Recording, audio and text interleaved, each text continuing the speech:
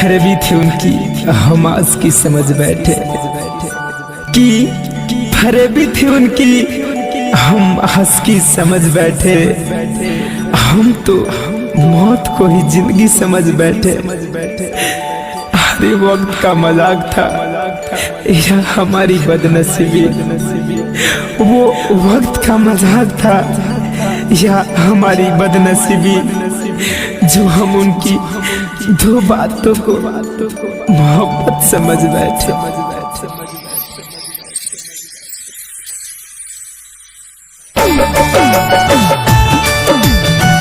Music by Shiv Manmohan.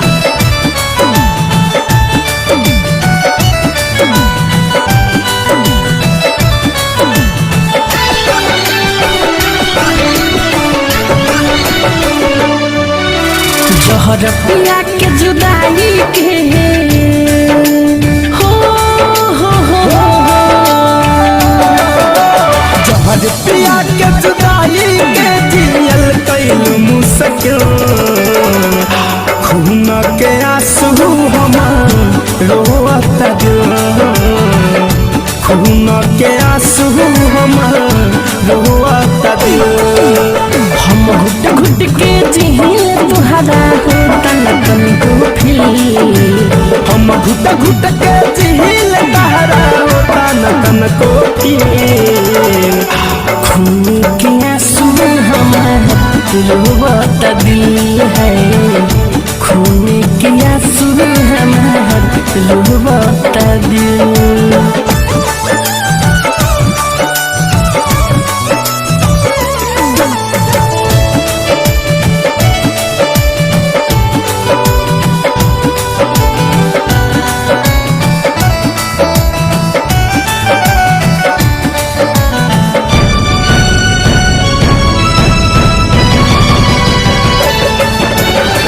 हमारा बिन जियत न रहलू, अब खूब हंसत बारू।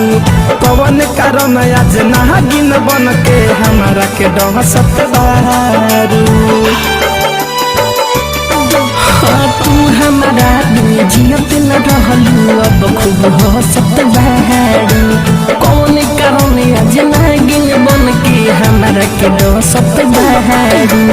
प्यार के जिंदगी देवे वाला भइल काहे कातिल, प्यार के जिंदगी देवे वाला भइल काहे कातिल।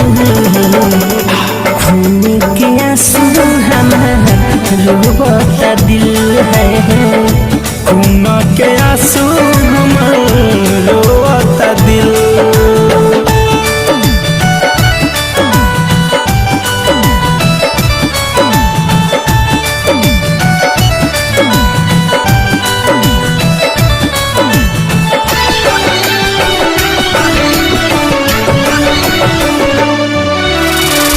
के बोझा माथ पले के हमरे जैसे ढोआबू, हम जितना आज ढोआतानी तू एक दिन रुआबू।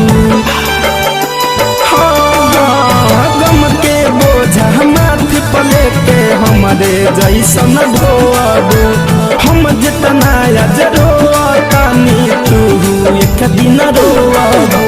महेश परदेसी मीठू के कोयल मोहब्बत में, मुकुंद मणि धनंजय के कोयल मोहब्बत में।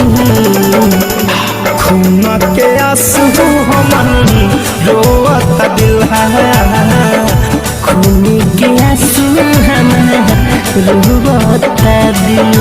हम घुट घुट के जिहिल तुहरा होता न तनिको फील, हम घुट घुट के जिहिल तहरा होता न तनको फील। खून के आंसू हमार रोता दिल है, खून के आंसू हमार रोता दिल।